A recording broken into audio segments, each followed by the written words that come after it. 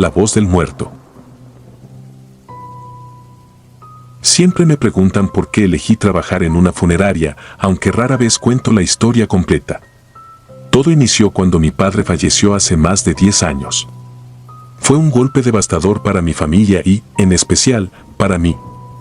Durante aquellos días tan confusos, me sentí fascinado por la serenidad casi solemne que se respiraba entre ataúdes, aromas a desinfectante y ramos de flores. Me pareció que en la muerte había un misterio que merecía ser explorado, una dimensión de la vida misma que pocos comprenden. En su momento, no pensé que pudiera provocar tanto pavor. Pensaba que la muerte, en su estado más mundano, consistía en un último paso que, con suficiente entereza, se podía sobrellevar sin mayores complicaciones. Pero tras varios años ejerciendo como tanatopractor en una funeraria de Veracruz, descubrí el lado más tenebroso de mi oficio. Aquella noche en particular cambió todas mis concepciones. Aún hoy, cuando cierro los ojos, veo el rostro de ese hombre y las marcas que llevaba en el pecho y me estremezco.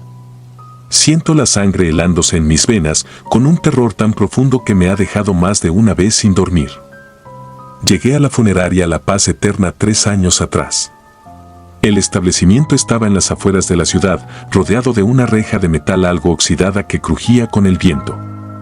Aunque el lugar tenía cierto prestigio y una larga trayectoria, siempre le percibí un matiz sombrío, como si algo se arrastrara por sus pasillos. Era una construcción vieja, de techos altos y pasillos largos. En la parte de atrás se encontraba el cuarto de preparación, donde hacíamos los tratamientos de embalsamamiento, vestíamos a los difuntos y los dejábamos listos para el velatorio. Por las tardes, el sol atravesaba los vitrales polvorientos, proyectando sombras retorcidas en el piso. Sin embargo, no me dejaba intimidar. Pensaba que esa sensación de inquietud era un simple reflejo de mi imaginación alimentada por el silencio y los murmullos propios de los pasillos. Jamás imaginé que fuera un presagio de lo que viviría después. Mis primeros años ahí fueron relativamente tranquilos.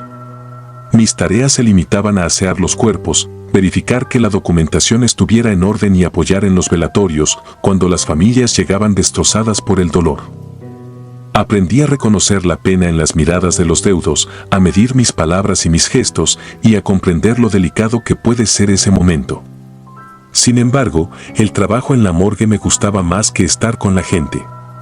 Era solitario y silencioso y me permitía reflexionar. Había días en los que me quedaba hasta tarde terminando algún procedimiento sin sentir el menor indicio de temor. El olor a formol y los instrumentos quirúrgicos formaban parte de una rutina que, a mi parecer, debía ser estrictamente científica y profesional. Pero con el tiempo, empecé a escuchar historias entre mis compañeros.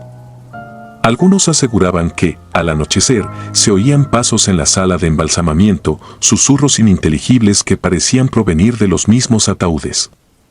Hasta ese momento, no les di mayor importancia. Supuse que era el eco y la sugestión propia de quien trabaja rodeado de difuntos. Sin embargo, nada logró prepararme para aquel suceso que marcó un antes y un después. Un día, por la tarde, recibimos el cuerpo de un hombre cuyo nombre nunca olvidaré, Javier Méndez. Tenía unas marcas extrañas en el pecho, como grabados que parecían haber sido hechos con cuchillos u objetos punzantes.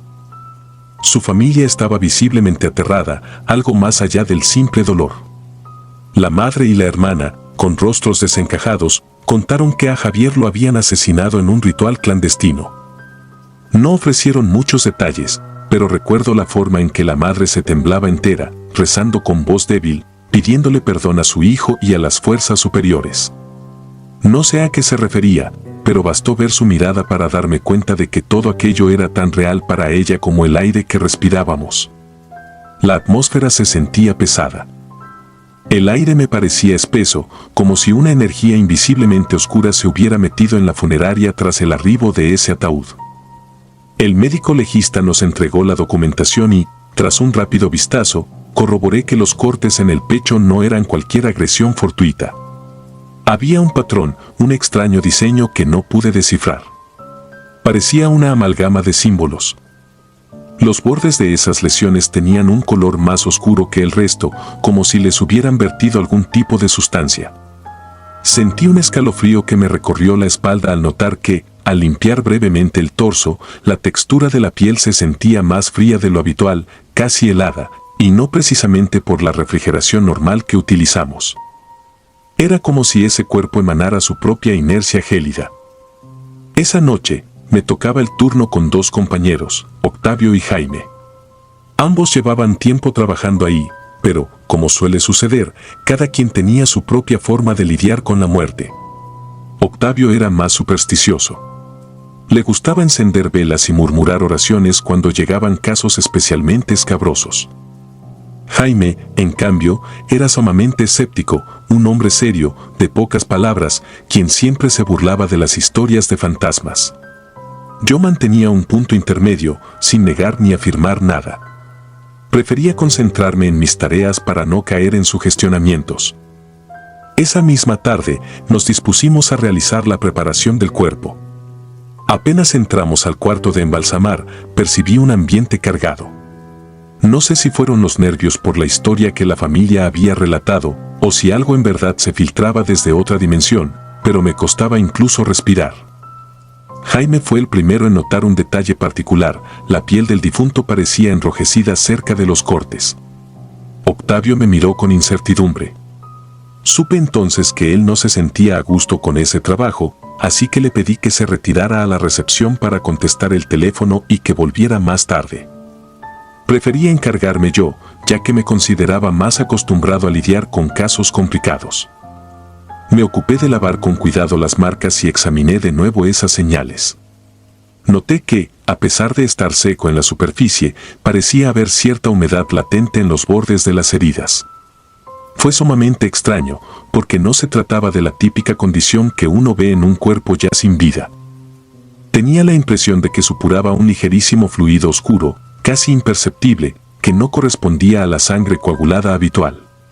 Un olor también inusual me invadió las fosas nasales, algo entre rancio y mineral, pero no podía identificarlo con precisión. Aún así, me esforcé en ignorar el desconcierto y continué con el proceso. Repetía mentalmente el paso a paso de la preparación: limpiar cavidades, inyectar el fluido para ralentizar la descomposición y sellar los orificios. Era mi rutina, la misma de siempre, y me repetía que no tenía por qué sentir ese miedo irracional. Sin embargo, no lograba deshacerme de la impresión de que estaba tocando algo vivo. Cuando terminé, salí de la sala de preparación y me senté en la oficina a revisar unos formularios. Empezaba a sentir dolor de cabeza. Jaime, por su parte, regresó un rato después, bostezando y sosteniendo un vaso de café.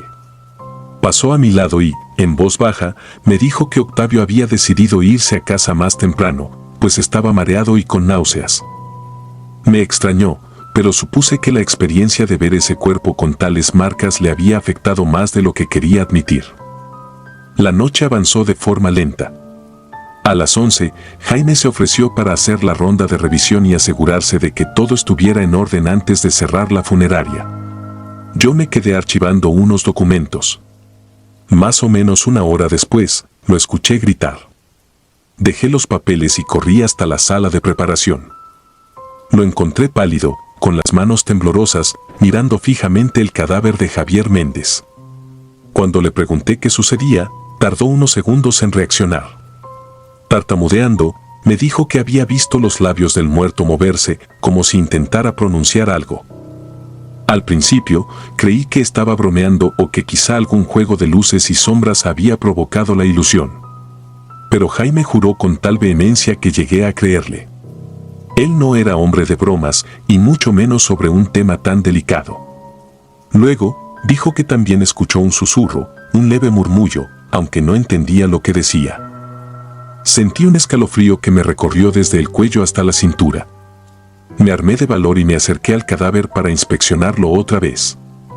El cuerpo yacía inerte, con el rostro inexpresivo y los labios ligeramente entreabiertos, como suele suceder al terminar la preparación. Podía ver los puntos de sutura donde había sellado algunas incisiones y nada parecía fuera de lo normal. Sin embargo, la atmósfera había adquirido un matiz sobrecogedor. Hasta el aire olía distinto, casi denso, como un olor a cobre mezclado con humedad. Tragué saliva y le pedí a Jaime que fuéramos a la sala de descanso para calmarnos. Cerramos la puerta y apagamos la luz, intentando convencernos de que, fuera lo que fuese, no pasaría nada más esa noche. Sin embargo, noté a Jaime tan angustiado que le pregunté si prefería irse a casa a descansar. Él se negó, argumentando que no quería dejarme solo. Al final, decidimos quedarnos unas horas más, pues, técnicamente, debíamos cubrir ese turno. Para nuestra sorpresa, alrededor de las 2 de la mañana, la luz del pasillo empezó a parpadear. Al principio, atribuí el hecho a una mala conexión eléctrica, algo bastante común en edificios viejos. Sin embargo, aquella luz intermitente, sumada al silencio que nos envolvía, acrecentaba el clima siniestro. Preferí caminar hasta el cuarto de preparación para cerciorarme de que todo seguía bajo control. Pero en cuanto di el primer paso dentro del pasillo, sentí un susurro muy tenue, apenas audible, proveniente de atrás de la puerta. Era un murmullo tan leve que, en un principio, pensé que podía ser el eco del viento o un crujido de las estructuras metálicas. Pero entonces escuché mi propio nombre, pronunciado de una forma casi gutural. Me quedé helado. ¿Qué clase de broma era esa? Sentí la sangre latir con fuerza en mis oídos. Me acerqué lentamente. Al abrir la puerta, solo encontré al cuerpo en la plancha de metal, cubierto con la sábana hasta el cuello, inmóvil. Sin embargo, la sensación de que algo más respiraba en esa sala era palpable. Regresé junto a Jaime y no dije palabra. Pero él me miró y comprendió que yo también había escuchado algo. Sus ojos empezaron a llenarse de un terror genuino. Fue entonces que las palabras que Octavio había pronunciado alguna vez sobre las leyendas locales de rituales negros regresaron a mi mente. Había gente que afirmaba que, cuando un cuerpo muere en un ritual oscuro, puede quedar atado a energías malignas que aún circulan a su alrededor. No soy de creer en esas cosas, pero en ese momento todas mis defensas racionales comenzaron a tambalear. Intentamos mantener la calma el resto de la noche, esperando que el amanecer nos trajera un poco de consuelo. Finalmente, cuando salió el sol, Jaime y yo dejamos la funeraria con el corazón acelerado. No hablamos mucho mientras cerrábamos con llave. Ambos sabíamos que algo inusual había ocurrido, algo que superaba nuestras explicaciones lógicas. Al día siguiente, para nuestra sorpresa, Octavio fue encontrado fuera de la funeraria en un estado de shock. Decían que había aparecido sentado en la banqueta, mirando fijamente la puerta principal, incapaz de articular palabras. Cuando por fin logró balbucear algo, lo único que repetía era que alguien lo había llamado por su nombre dentro de la sala de preparación. Él aseguraba que había escuchado una voz ronca, profunda, que lo obligó a regresar esa madrugada, aunque no tenía claras las razones. Le tuvieron que dar un sedante para tranquilizarlo. Jamás volví a verlo en ese lugar. Renunció esa misma semana, o al menos eso nos informaron. La noticia corrió como pólvora entre el personal. El propietario de la funeraria nos prohibió difundir chismes que pudieran dañar la imagen del establecimiento. Sin embargo, yo no podía sacudirme la impresión de encima. En mis pensamientos, revivía una y otra vez la forma en que sentí mi nombre susurrado a medianoche. Lo peor de todo es que no pude apartar de mi mente al hombre del ritual. Me obsesioné con esos símbolos tallados en su piel y con la posibilidad de que no fuera un simple asesinato, sino algo más complejo. Empecé a investigar por mi cuenta, preguntándome si existía algún tipo de rito oscuro arraigado en la región que pudiera explicar la intensidad de lo que percibimos. Durante el día, la funeraria se llenaba de flores y de plegarias. Era un lugar triste, sí, pero de alguna manera acogedor. En cambio, por las noches, me quedaba esa sensación de que entre las paredes merodeaba algo, un ente que no nos pertenecía y que esperaba un descuido para manifestarse. 2 días después, la familia de Javier Méndez reclamó su cuerpo. Decían que, por las circunstancias, preferían un entierro rápido y discreto. Ayudé a colocar el cadáver en el féretro para su último traslado. Aún así, no podía dejar de sentir que la piel de aquel hombre se movía levemente bajo mis manos. Tal vez fue mi imaginación, pero estuve seguro de que, por un instante, sentí un ligero temblor que recorría sus extremidades.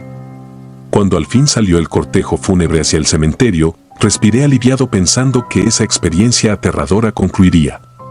Craso error. El verdadero horror empezó esa misma noche.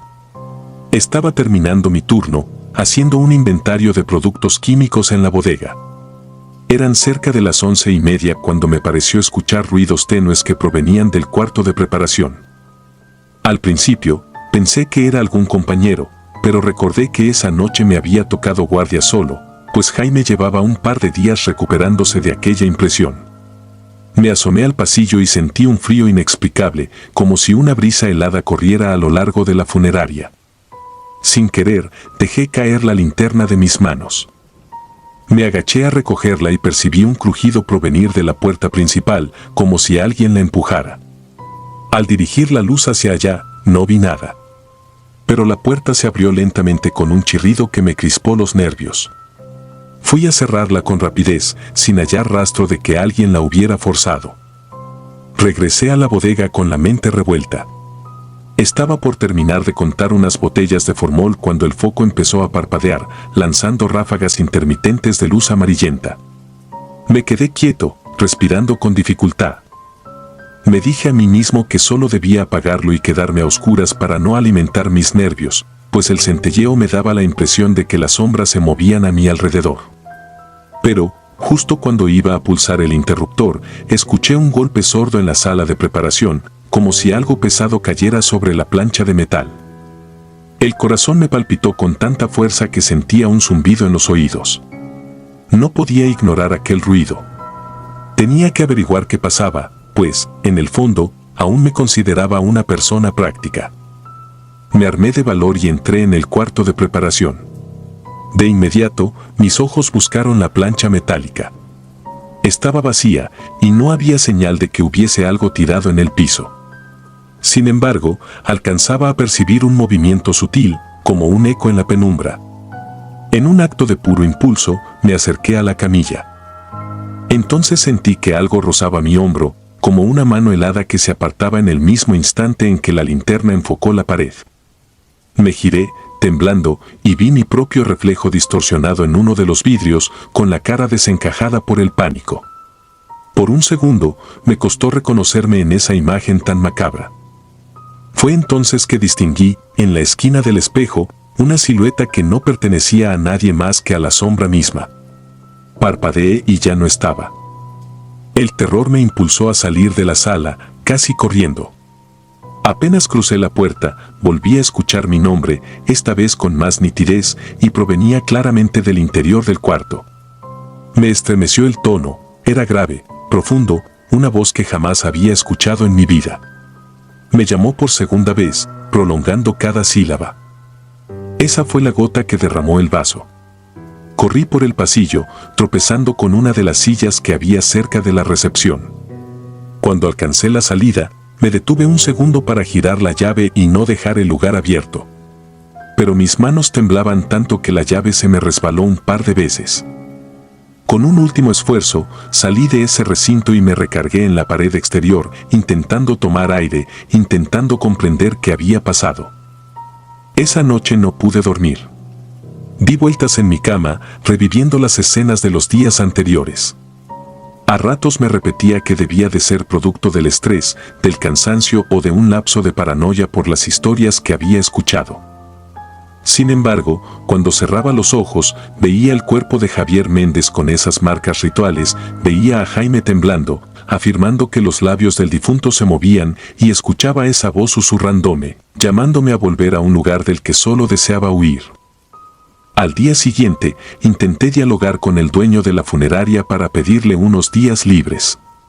Obviamente no le conté todo el terror que sentí, pero le insinué que no me sentía bien de salud. Él, con cierto disgusto, me concedió un breve descanso, mientras me recordaba lo importante que era la discreción. Pasé esas jornadas en casa, casi sin salir de mi cuarto. Pero los ruidos no se detuvieron. En la madrugada del primer día, juro que escuché pasos en el pasillo de mi propio hogar, pasos que se detenían frente a mi puerta y que parecían emitir un ligerísimo susurro. Cuando abría para encender la luz y revisar, no había nada, solo el silencio asfixiante de la noche. Fue como si aquella energía oscura se hubiera adherido a mí, siguiéndome a donde fuera. Para cuando volví a la funeraria, no era ni la sombra de lo que había sido. Mi rostro mostraba ojeras profundas y apenas podía concentrarme en mis obligaciones. Cada objeto, cada rincón, me recordaba que algo había sucedido y que, en cualquier momento, podía repetirse. Mis compañeros me miraban con cautela, como si temieran preguntarme lo que realmente había pasado. Jaime dejó el empleo poco después. Dijo que no podía soportar la idea de entrar de nuevo al cuarto de preparación de noche. No lo culpé, de hecho, comprendía perfectamente su decisión. Pensé en renunciar también, pero algo me retenía. Quizá un extraño sentido de responsabilidad, o quizás la obsesión por entender qué había detrás de la muerte violenta y ritual de Javier Méndez. Una semana después, en un intento por saciar mi curiosidad, me reuní con alguien que se dedicaba a estudiar ritos y costumbres antiguas de la región. Le describí, con cautela, el patrón que vi en el pecho del cuerpo, esos cortes que parecían simbolizar algo. El hombre frunció el ceño. Me dijo que existían grupos que practicaban ceremonias prohibidas, a veces como parte de un sincretismo oscuro que mezclaba creencias locales con prácticas extranjeras. Agregó que, en ocasiones, en esos rituales se hacían ofrendas para invocar entidades, y que, si la ceremonia quedaba inconclusa, la víctima podría convertirse en un portal de energías. Recuerdo que usó la palabra portal con total seriedad.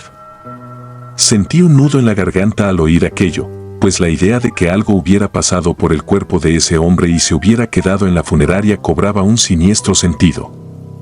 En los días subsiguientes, intenté llevar mi trabajo de la forma más normal posible, pero siempre finalizaba las labores antes del anochecer, para no quedarme nunca más a solas en la funeraria. Aún así, mi jefe decidió rotarme a las mañanas, quizás intuyendo mi dificultad para sobrellevar el turno nocturno. Sin embargo, a veces tenía que acercarme al cuarto de preparación para cosas menores, y el recuerdo me asaltaba con una fuerza aterradora. Sentía un vacío en el estómago al oler el formol, recordando aquellos instantes donde el tiempo pareció detenerse ante lo inexplicable. Lo peor sucedió un mes después, cuando me vi obligado a cubrir el turno nocturno por la ausencia de un compañero. Sabía que no estaba listo, pero no tenía otra opción. Llegué con el corazón acelerado, intentando convencerme de que todo formaba parte del pasado, de que la atmósfera que sentía era solo producto de mi mente alterada. A eso de las 10, comencé a escuchar un leve golpeteo en las tuberías. Intenté ignorarlo. Luego, un teléfono sonó brevemente en la recepción y al contestar solo escuché estática seguida de un susurro inaudible. Dejé el auricular temblando. Me juré a mí mismo que aguantaría hasta la madrugada y luego me marcharía. Sin embargo, algo me condujo a entrar por última vez a la sala de preparación. No lo hice por valentía, sino por una especie de impulso extrañamente hipnótico. Cuando crucé el umbral de la puerta, sentí en los huesos un gélido estremecimiento. El lugar estaba a oscuras, apenas iluminado por la tenue luz de emergencia. Ante mis ojos se dibujaba la silueta de la plancha metálica y las sombras amontonadas en los rincones. Di un paso al frente y, en ese instante, reconocí la figura de un hombre al otro lado de la mesa. Era solo una sombra, pero con la forma inconfundible de un cuerpo humano de pie. Se inclinó ligeramente y, con un movimiento lento, alzó la cabeza hacia mí. No había rasgos que distinguir, solo oscuridad. Sin embargo, percibí una energía imposible de describir, una presencia que me provocó un pavor tan grande que sentí deseos de gritar. No podía articular palabra. Fue entonces que esa sombra pronunció mi nombre con esa voz ronca que recordaba, y añadió, con un susurro, «Tú me llamaste». No sé de dónde saqué la fuerza para moverme, pero retrocedí y corrí fuera de la funeraria sin preocuparme por las luces, las llaves, ni la seguridad del lugar. No regresé al día siguiente ni al siguiente. Tuve pesadillas donde veía los labios de Javier Méndez moviéndose en la penumbra, llamándome a gritos silenciosos. Renuncié de manera abrupta, dejando un mensaje escueto. Nunca pude recobrar la calma mientras viví en esa ciudad. Cada paso que daba me recordaba la noche, los símbolos grabados, la atmósfera pegajosa de la sala de preparación.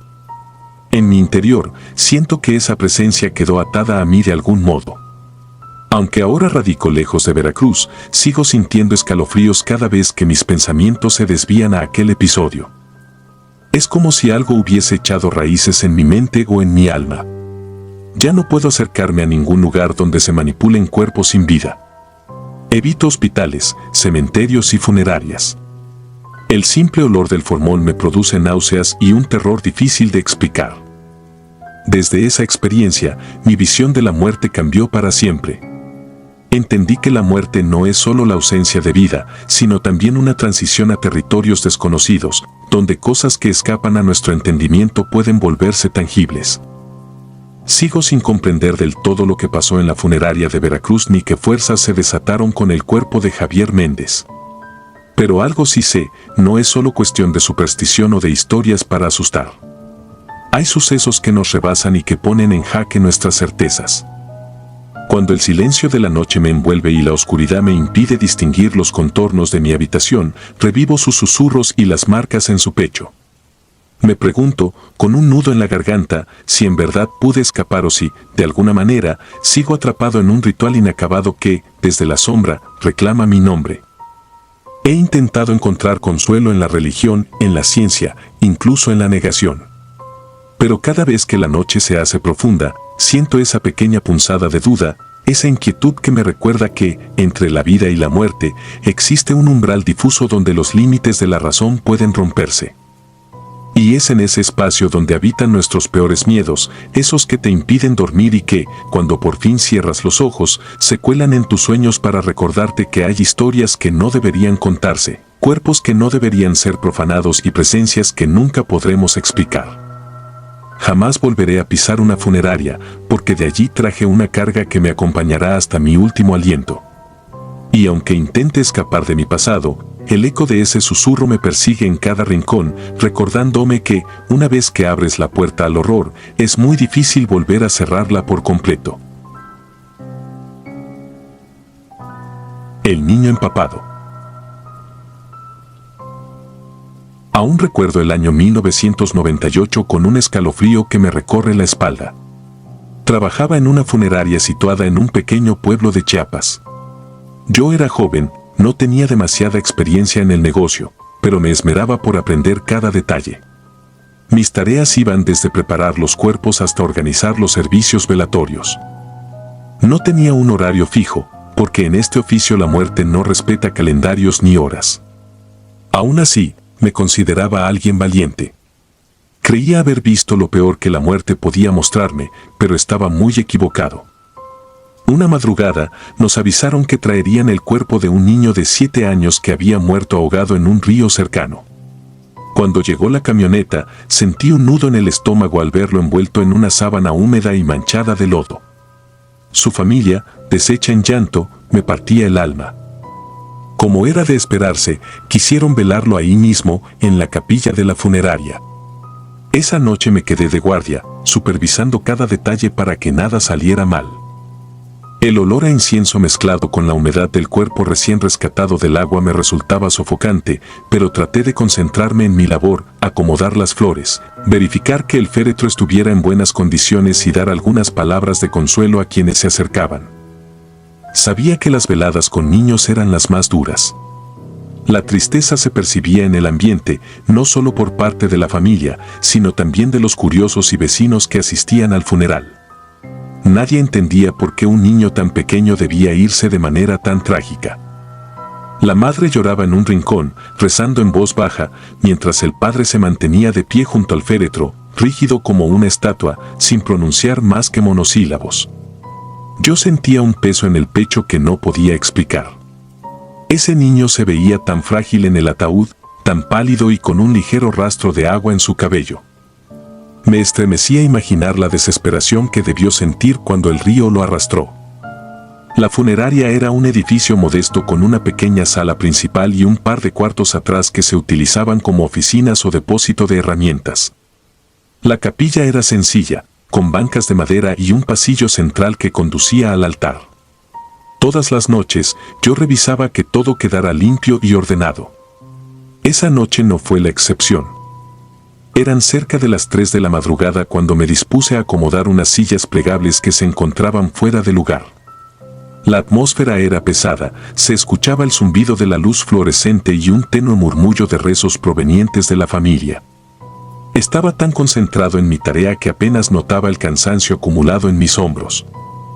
Mientras movía las sillas y trataba de sacudir el polvo, oí algo que no tenía explicación.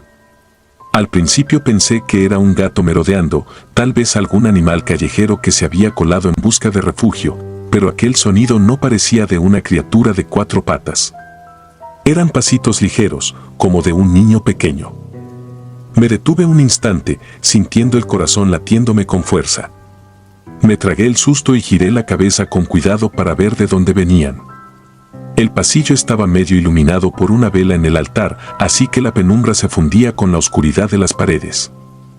Aún así, percibí una figura menuda que se movía rápido, como si corriera sin rumbo fijo. Quise pensar que mi mente me estaba jugando una mala pasada a causa del cansancio. Sin embargo, volví a escuchar esos pasos tan definidos. Me dije, no puede ser, seguro es el gato, hay que relajarse. Avancé un poco más, poniendo atención a cada rincón. Fue entonces cuando lo vi, la silueta de un niño empapado, con la ropa chorreando agua y el cabello pegado a la frente.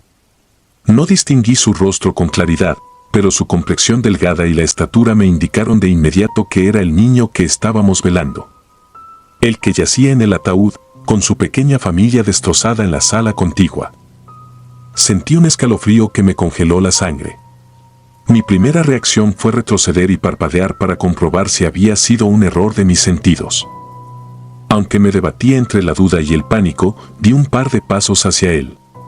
La figura se esfumó como si se deshiciera en el aire, dejando un leve rastro de humedad en el suelo. Fue tan real el sonido de las gotas al caer que mi corazón dio un brinco y me llevé una mano a la boca para reprimir un grito.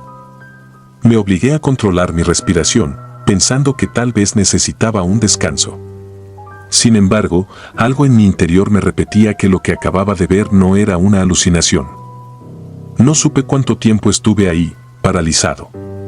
Escuché el sollozo de la madre en la capilla y el crujir de las bancas cuando alguien se acomodaba para seguir rezando. Traté de regresar a mis labores fingiendo normalidad. Sentía un peso en la nuca, como si aquel niño me estuviera observando desde algún lugar del pasillo. Tuve el impulso de acercarme al féretro para cerciorarme de que el cuerpo seguía allí, aunque me parecía una idea absurda. Sabía que el cadáver no se iba a levantar, pero mi mente no dejaba de cuestionarme qué estaba ocurriendo. Cuando por fin amaneció, el ambiente se sentía un poco menos tenso.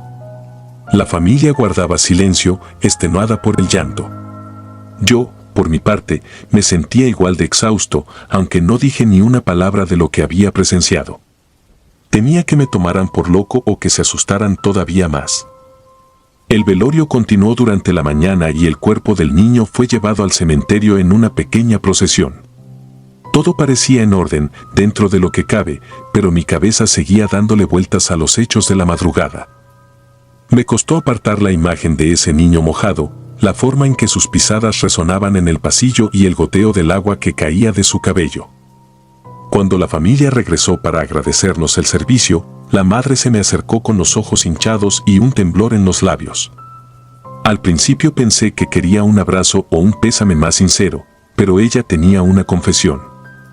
Dijo en voz baja que, en su casa, su hija menor aseguraba ver a su hermano jugando en el patio, corriendo de un lado a otro con su pelota, como si nada hubiera pasado. Con cada palabra de la madre, se me erizaba la piel, pues esa imagen coincidía con lo que yo había sentido en la funeraria. No pronuncié nada que pudiera alarmarla, solo asentí con un nudo en la garganta. Sabía que algo inexplicable estaba sucediendo, algo que rompía la frontera entre la vida y la muerte. Con el pasar de los días, mis nervios no mejoraron. Dormía mal, con la sensación de que un par de ojos me observaban desde la esquina de mi habitación. En el trabajo, cada que me tocaba turno de madrugada, no podía dejar de sentir escalofríos cuando pasaba por el pasillo donde escuché los pasos. A veces, el silencio del lugar me hacía agudizar el oído y creía percibir el eco de un goteo, como si hubiera charcos que nadie limpiaba. Revisaba el piso una y otra vez, sin encontrar nada que justificara ese sonido. Era la primera vez que me pasaba algo tan aterrador. Había escuchado historias de fantasmas en funerarias, pero las había tomado como simples anécdotas para asustar novatos. Ahora, yo estaba viviendo una de ellas en carne propia. Me obsesioné con la idea de que el espíritu del niño seguía vagando en la funeraria. A veces, al acomodar las coronas de flores o al limpiar los cristales de la capilla, sentía de pronto una corriente de aire frío a mi costado, como una presencia diminuta que me rozaba. Otras veces, notaba pequeñas huellas mojadas en el piso, tan efímeras que desaparecían en cuanto parpadeaba. Si se lo contaba a mis compañeros, me sugerían descansar o no darle mayor importancia, alegando que el cansancio y el estrés podían provocar visiones. Sin embargo, yo sabía que no eran alucinaciones. Había algo real, algo que nos miraba desde el otro lado, reacio a marcharse. En mi afán de tranquilizarme, una madrugada encendí un par de veladoras en la capilla y recé en silencio, pidiendo paz para ese niño. Imaginaba su risa inocente, sus juegos a la orilla del río antes de que la corriente se lo llevara. Estaba convencido de que su alma no se resignaba a partir porque no comprendía lo que había sucedido. Me conmovía pensarlo, pero al mismo tiempo me resultaba escalofriante que su figura se paseara por el pasillo, como si buscara algo o a alguien para jugar. El episodio más inquietante se dio poco después, cuando me quedé solo al cierre de una noche lenta, sin servicios ni visitas. Revisé las salas para apagar las luces y el aire acondicionado. Cuando llegué a la capilla, me quedé inmóvil al ver una silueta menuda de espaldas en medio de las bancas. Tenía el cabello oscuro, caía en mechones mojados sobre un cuello delgado. Un terror helado me impidió acercarme. La figura giró el rostro, mostrándome unos rasgos borrosos, irreconocibles, pero intuí el mismo semblante apagado del niño ahogado. No escuché voz alguna, solo un goteo persistente que me taladraba los oídos. Parpadeé y la figura ya no estaba. Quise correr, pero mis piernas temblaban. Me quedé ahí, con la respiración entrecortada, sin poder emitir un sonido. Desde ese día, comprendí que hay acontecimientos que escapan a nuestra razón, manifestaciones de un dolor o un apego tan fuertes que se niegan a desvanecerse junto al último latido. No le conté a nadie lo que vi. Algunas noches, todavía sueño con aquel niño cubierto de agua, parado en el pasillo con la mirada extraviada. Su familia quizás haya encontrado consuelo, pero yo sigo con un peso en el pecho cada vez que escucho la palabra ahogado. Durante mucho tiempo, evité mirar la fotografía que quedó en los archivos de la funeraria, pero mis compañeros insistían en mostrarla al contar la historia. Yo no quería volver a enfrentarme a sus ojos inocentes, ni pensar que, en alguna parte, su risa seguía resonando sin encontrar descanso. A veces dudo si todo ocurrió como lo recuerdo, pero el eco de esas pisadas y la humedad helada en el ambiente me confirman que fue real. He trabajado en muchos servicios fúnebres desde entonces, pero ninguno me ha marcado con tanto horror como aquel. Las noches son más largas y los sueños más perturbadores. Sigo viendo en mi mente la silueta del niño corriendo entre bancas y sillas, buscando un lugar que ya no existe en este mundo. Finjo valor, pero la verdad es que cada vez que cierro los ojos, escucho el eco de las gotas cayendo.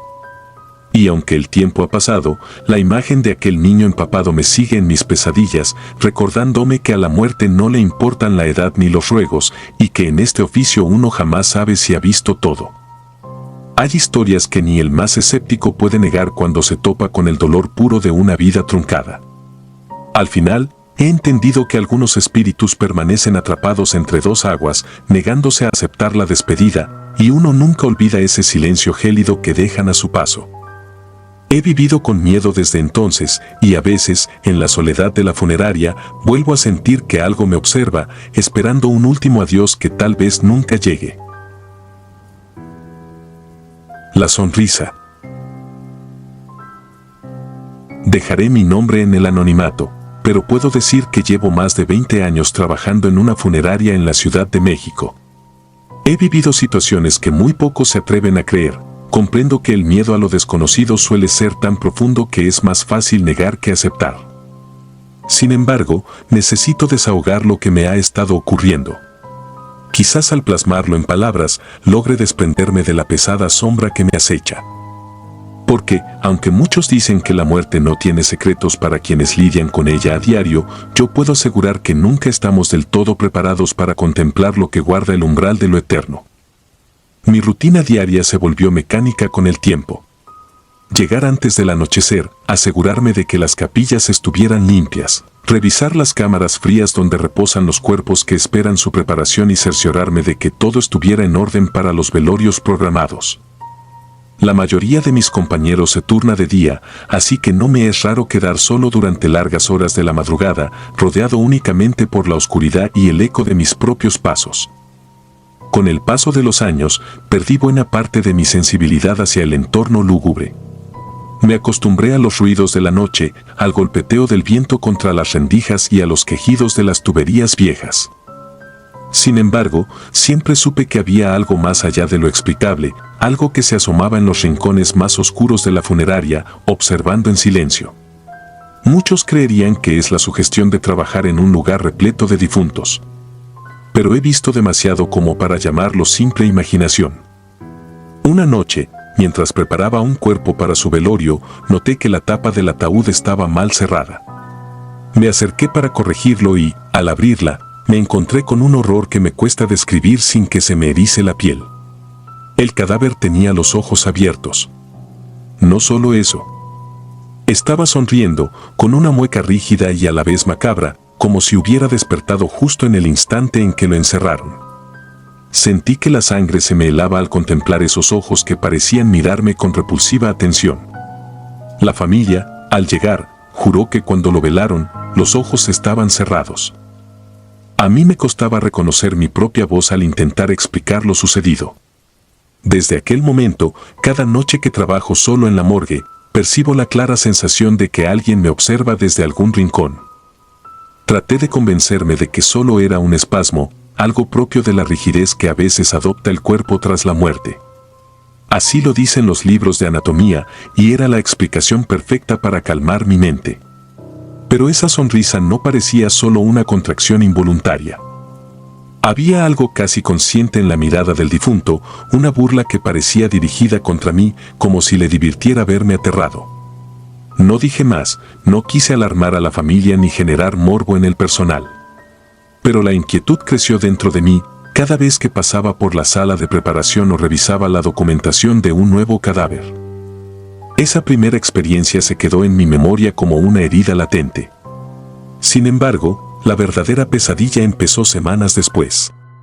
Casi siempre me encargaban el turno nocturno, por mi veteranía y por mi resistencia al cansancio. De madrugada, me gustaba sentarme en una pequeña oficina ubicada a un costado de la morgue, mientras tomaba café y revisaba archivos.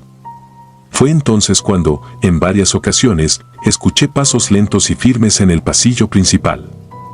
Pasos que no tenían por qué escucharse a esa hora, pues el lugar permanecía cerrado y no se realizaban servicios de velación a medianoche. En un principio, pensé que se trataba de un guardia de seguridad cumpliendo con su rutina. Me levanté para verificar, con la certeza de que me toparía con algún compañero de ronda.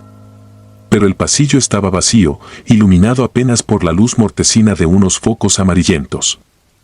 Sentí un frío punzante en la espalda, algo que me hizo encender las luces sin pensarlo. No encontré a nadie, pero esa extraña caminata resonaba todavía en mi cabeza, como si la hubiera vivido apenas un segundo atrás. Al regresar a mi oficina, noté que la tapa de un ataúd en la sala contigua estaba ligeramente abierta. Mi corazón dio un brinco. Aquella no era la misma capilla donde había sucedido el incidente de la sonrisa, pero mi temor me paralizó. Me esforcé por calmarme, diciéndome que quizá no la había cerrado del todo. Decidí dar una rápida revisión a todos los ataúdes en exhibición. Eran modelos vacíos que las familias podían elegir antes de preparar los cuerpos, así que, en teoría, no debía haber nada dentro. Revisé 1, 2, 3, todo estaba normal. Al revisar el último, lo encontré cerrado, pero al colocar mi mano sobre la superficie, sentí un leve temblor. Me obligué a abrirlo, esperando con todas mis fuerzas no encontrar nada dentro. Estaba vacío, como debía estarlo. Sin embargo, esa vibración tenue que sentí bajo mi mano no se me quitó de la cabeza en toda la noche. Las semanas fueron pasando, y aquella presencia que sentía en la funeraria se volvió cada vez más palpable. Una madrugada en particular, mientras terminaba de acomodar los documentos en un archivero, volví a escuchar pasos, pero esta vez eran más acelerados, casi como una carrera. Salí corriendo para descubrir de dónde provenían. Llevaba una linterna porque la luz principal parpadeaba sin explicación. Al doblar por un pasillo donde guardamos los suministros de embalsamamiento, escuché un susurro muy cercano, como si alguien estuviera a mi lado, respirando sobre mi hombro. Apunté con la linterna desesperadamente, pero no vi a nadie. Lo peor fue que el murmullo parecía pronunciar mi nombre, aunque no tuve el valor de analizarlo demasiado. Me invadió la seguridad de que no estaba solo. Regresé a la oficina y, al encender las luces, hallé sobre el escritorio la hoja de registro del difunto que había visto sonreír. No lo había colocado allí, no era momento de revisar archivos antiguos, y sin embargo, el documento me esperaba, despegado y con una mancha de humedad en la esquina superior, como si lo hubieran tocado con dedos mojados o, con algo peor. Quise desecharlo, pero temí que destruir un documento oficial me causara problemas. Lo regresé al archivero y me convencí de no dejarme llevar por mis nervios. Aquella noche apenas pude cerrar los ojos. Soñé con el mismo cadáver sonriendo, y en mi sueño lo veía acercarse a mí con movimientos torpes, su boca abierta en una mueca que ya no era rígida, sino burlona. En la penumbra de la funeraria me hablaba sin pronunciar sonido alguno, y su único gesto era señalarme el lugar donde lo habían colocado. Desperté sudando, con el corazón latiéndome a un ritmo feroz. A la noche siguiente, me costó presentarme al trabajo, pero no tenía alternativa. Consideré hablar con mi jefe, pedir un cambio de turno. Sin embargo, me conozco bien, sabía que si no enfrentaba lo que fuera que estuviera ocurriendo, terminaría consumido por el terror, sin posibilidad de recobrar la paz mental. Me armé de valor y fui directo a la morgue, donde contábamos con 3 cuerpos pendientes de servicio.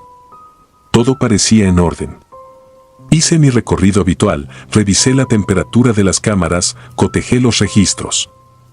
Mientras cerraba la última gaveta, volví a sentir esa mirada detrás de mí, como si 2 ojos fríos y al mismo tiempo llenos de una oscura malicia se posaran en mi nuca.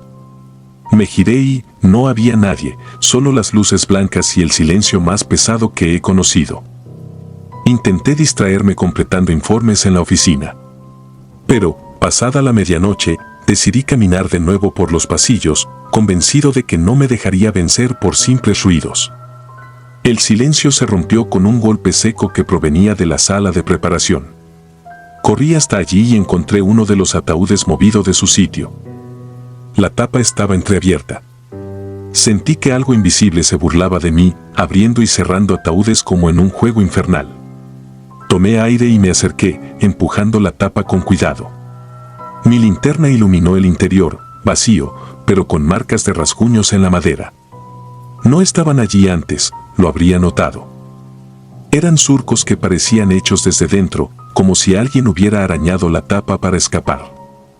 Llamé a mis compañeros, no para contarles todo al detalle, sino para suplicar que me hicieran compañía. Logré que vinieran al amanecer, alegando que era un asunto urgente de papeleo. Esa noche, sin embargo, la pasé casi en vela, convencido de que al primer pestañeo que diera, sentiría una mano huesuda posarse sobre mi hombro. Cada crujido del edificio se convertía en un espectro y las sombras adquirían formas insidiosas. Ya no me importaba si los demás me creían o no. Solo quería atravesar el umbral de la puerta al amanecer y dejar atrás los pasillos y el silencio. Sin embargo, hay algo que continúa persiguiéndome incluso cuando salgo de la funeraria, la certeza de que esa sonrisa desafiaba las leyes de la vida y la muerte. A veces me pregunto si, en realidad, no habré cruzado yo mismo ese límite sin darme cuenta. Y cada noche, al cerrar los ojos en mi habitación, recuerdo aquellos párpados abiertos, esa mirada clavada en mí y una mueca que parecía anunciar que ni siquiera la muerte es un escape seguro de los horrores que acechan en la penumbra. Si disfrutas de los relatos, te invitamos a apoyarnos con un like y un comentario, ya que eso nos ayuda muchísimo.